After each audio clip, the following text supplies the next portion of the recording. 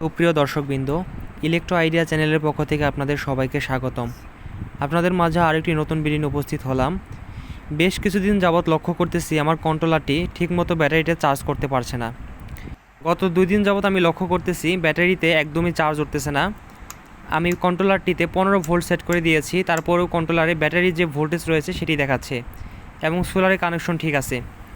বাইরে প্রচণ্ড রোদ রয়েছে, তো তারপরে ব্যাটারিতে কোনো প্রকার চার্জ ঢুকতেছে না। তো এটি মূলত হয়েছে কন্ট্রোলারের একটি সমস্যা। আমি এই কন্ট্রোলারটি এর আগে 2বার ঠিক করেছি, কিন্তু এই সমস্যা কখনো পাইনি। এর আগে 2বার মসফেট নষ্ট হয়ে গিয়েছিল, ব্যাটারিকে ওভার চার্জ করতো, ওভার প্রোটেকশন কাজ করতো না। বাইরে দেখতে পাচ্ছেন একদম রোদ রয়েছে, তবুও ব্যাটারিতে 11.8 ভোল্টে স্টেবল হয়ে রয়েছে। তো আমি আর এই কন্ট্রোলারটি এখানে রাখবো না, এটি আবার ঠিক করা যায় কি না। যদি ঠিক করা যায় তবে আপনাদের মাঝে আবার আমি এটার মেরামতের ভিডিও নিয়ে উপস্থিত হব। তো এখানে আমি এখন নতুন কন্ট্রোলার লাগিয়ে দিব, এরকম ডিজিটাল চাইনিজ কন্ট্রোলার। এই কন্ট্রোলারটি কিন্তু আমার 5 বছর সার্ভিস দিয়েছে, এর মধ্যে 2বার নষ্ট হয়ে গিয়েছিল, 2বার আমি মসফেট চেঞ্জ করেছি। এই দেখতে পাচ্ছেন, এই হচ্ছে কন্ট্রোলারটি আমি আজকে যে নিয়ে এসেছি, 10 এম্পিয়ারের same digital charge controller PWM। এই কন্ট্রোলারটির রিভিউ খুব দ্রুতই আপনাদের মাঝে আমি আমার চ্যানেলে প্রকাশ করব, তাই অবশ্যই চ্যানেলটিকে সাবস্ক্রাইব করে আপনারা পাশে থাকবেন। তো আমি আমার পুরাতন কন্ট্রোলারটি খুলে ফেলছি, সমস্ত কানেকশনগুলো খুলে দেব। ফার্স্টে আমি ব্যাটারি কানেকশনগুলো খুলে দিলাম, এরপর আস্তে ধীরে সমস্ত লাইনগুলো খুলে দিচ্ছি। আমি এটা এই পাশে রেখে দিলাম। এটা যদি ঠিক করা যায় তবে অবশ্যই আমি আপনাদের মাঝে সেটার ভিডিও নিয়ে উপস্থিত হব। এবার নতুন কন্ট্রোলারটি লাগিয়ে দিচ্ছি। অবশ্যই আপনারা ফার্স্টে ব্যাটারি কানেকশন দিবেন কন্ট্রোলারে, কখনো আগে সোলারে কানেকশন দিবেন না, এতে কিন্তু আবার মসফেটগুলো কেটে যেতে পারে।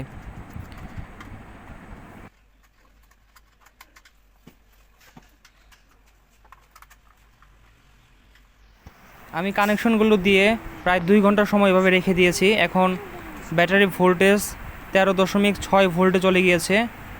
আমরা যদি মিটারে খেয়াল করি দেখতে পাবেন ব্যাটারিটি প্রায় 40 ওয়াটে চার্জ নিচ্ছে এবং প্যানেল থেকে 2.9 এম্পিয়ারের মতো আসতেছে। মানে প্যানেল থেকে এই মুহূর্তে 40 ওয়াটের মতো আসতেছে, সেই 40 ওয়াট ব্যাটারিতে ঢুকতেছে। এবং কন্ট্রোলারে 13.6 ভোল্ট দেখতে পাচ্ছেন এবং মিটারে 13.96 ভোল্ট দেখতে পাচ্ছেন।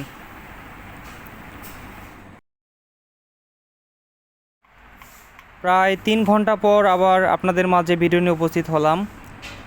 এই মুহূর্তে দেখতে পাচ্ছেন কন্ট্রোলারটি ব্যাটারিতে প্রায় 1 এম্পিয়ার চার্জ দিচ্ছে। ব্যাটারি যত ফুল চার্জের দিকে যাচ্ছে এম্পিয়ারের রেটিংটা তত কমে যাচ্ছে, তার মানে কন্ট্রোলারটি ঠিক মতোই কাজ করতেছে। আমি আপনাদের মাঝে আবার কিছু সময় পর ভিডিও নিয়ে উপস্থিত হব, দেখি এটা আরও এম্পিয়ারটা কমিয়ে দেয় কিনা, এটা ফ্লোটিং মোডে যায় কিনা সেটি দেখার বিষয় এখন। তো আপনারা ধৈর্য সহকারে ভিডিওটি দেখতে থাকেন, আর আমার চ্যানেলটি যদি আপনারা সাবস্ক্রাইব না করে থাকেন তবে অবশ্যই চ্যানেলটিকে সাবস্ক্রাইব করে পাশে থাকবেন। চলে আসলাম আরও ঘন্টাখানি পরে। এখন ব্যাটারিতে প্রায় 0.66 এম্পিয়ার যাচ্ছে, ওয়ার্ডে কনভার্ট করলে দাঁড়ায় 14-15 ওয়ার্ডের মতো। এই মুহূর্তে 161 ওয়াট আওয়ার পরিমাণ ব্যাটারিতে চার্জ হয়েছে। তো এটার অটো কাট সিস্টেম ঠিকমতোই কাজ করতেছে, আরও কিছু সময় যাওয়ার পর হয়তো এটা একদম ফ্লোটিং মোডে চলে যাবে, এম্পিয়ার রেটিংটা অনেকটাই কমে যাবে। তো ব্যাটারিতে ওভার চার্জ দিচ্ছে না। তো সন্ধ্যা হয়ে গেছে, আমি আপনাদেরকে ব্যাটারি ভোল্টেজটা দেখিয়ে দিচ্ছি। 12.85 ভোল্ট দেখাচ্ছে আমাদের পাওয়ার অ্যানালাইজার মিটারটিতে, এবং কন্ট্রোলারটিতে দেখাচ্ছে 12.7 ভোল্ট।